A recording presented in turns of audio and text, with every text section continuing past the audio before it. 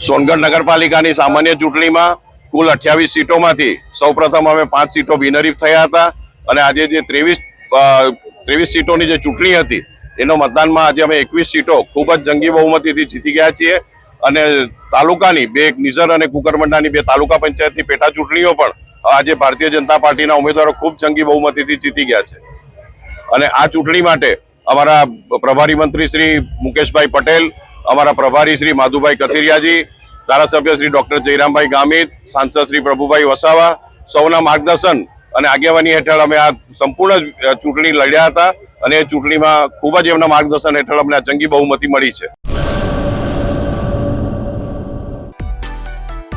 માં motor driving, safe and sure driving.